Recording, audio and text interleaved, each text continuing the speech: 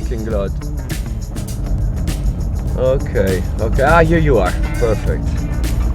Okay, we're ready. No blanket. When I first heard Mattias' name and voice, it was in a podcast. Everything about what he said and how he sounded gave me such peace.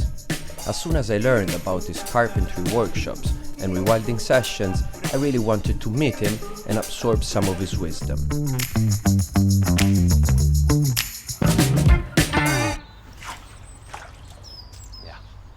A real iceberg inside there. It's like 0 degrees, 1 degree. Yeah, it usually is below 0 actually. I grew up in the suburb of Stockholm, and people held on to ideas and thoughts, and change wasn't a good thing somehow. I sensed all that, so I started to look for other people with a more diverse crowd, and that supported really a journey into traveling and wandering and discovering and seeking. So I became a seeker more than anything, probably. So my ideal format would be that we committed to a period of time where you express where you're at and where you want to be. In this case, a small morning routine that you can lean on. I will introduce you to a way of being in nature that I believe has a very nourishing impact on you and your nervous system, and possibly also connect with the risk factors and something a little bit more to bring your adrenaline and aliveness. Risk factors? Like a little bit of edge and height and whatever it is that you kind of feel uncomfortable with, just to have that exposure. Most of the people that I met out there said something about this island. So almost 20 years now ago, I came here to see what it was all about. I lived in a van under a tree and planted a lot of vegetables and built up a life around the van with a little bathtub and heated up water with a black tube in a circle. And then at some point met an old master carpenter from Germany who took me in under his wings and showed me all the tricks of the trade. Big circles, see where are there, a little bit of a click and maybe go deeper there. Yeah, this is something good for me actually. I got how do you say, hernia? Yeah. Yeah. Lower back. Lower back, L4, L5. It's a Western world sickness. Yes, it's a chair problem. Yeah. And at one point we're gonna just make that circle a bit smaller and even go to small so that we just do a pelvic roll basically. The hip is the important part. It's that kind of nice curvature, relaxing the neck. Yeah, the neck is one of the victims, the chair victims, with the lower back. Yeah. This will prepare you for the ice bath, but this also for the rest of the day will give a lot of energy to your body and release any anxieties. And it's a very quick and easy way to access a repair state of your system.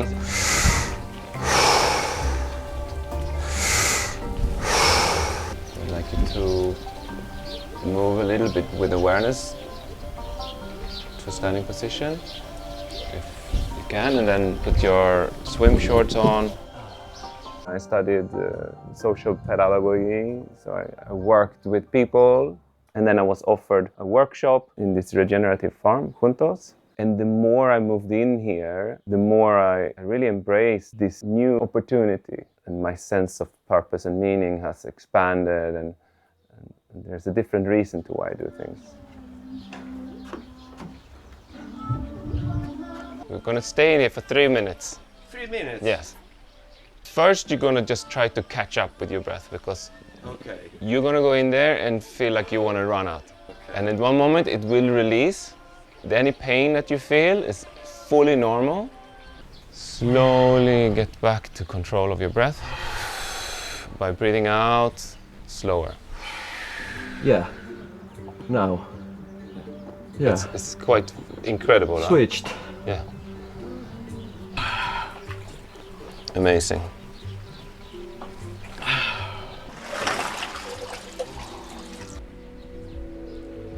Really feel the tension coming here, so you're now activating the biggest muscle in your body. And standing here, what has always been my greatest passion is people and their healing journey and artistic expression with wood. I realize that not everyone knows what it feels like to build their own things, to know that they can, to go into a place and see different materials and wanting to put them together into something useful. I see the shine in their eyes and I feel the empowerment when they walk out of there, even if it's just after having built the shelf.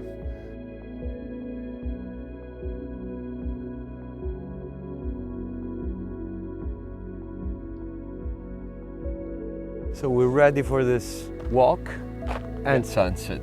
Yeah, right? all of it.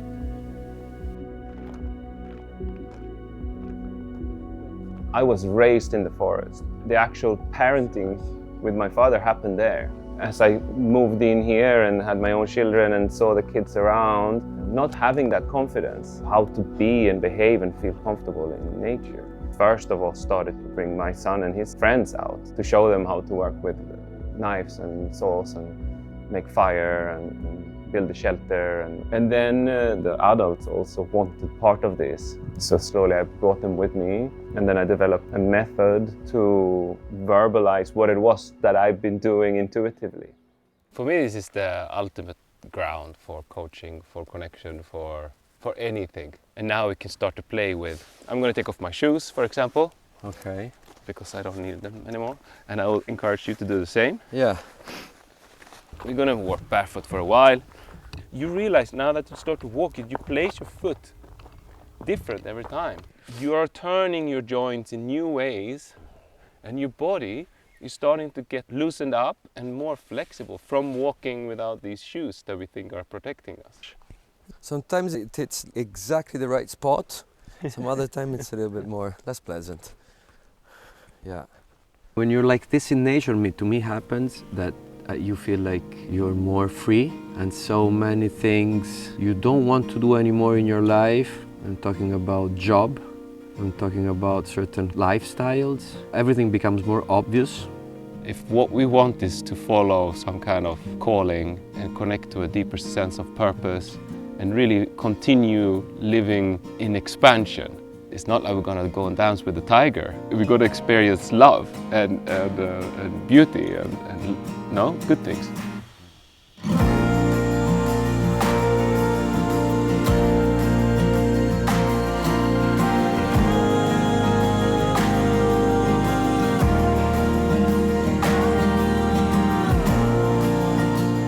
We're thinking that we're gonna take a leap over some kind of great gap, but there's already a bridge.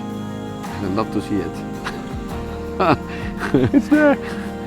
I'm sure. Shimmering rainbow bridge into the next paradigm.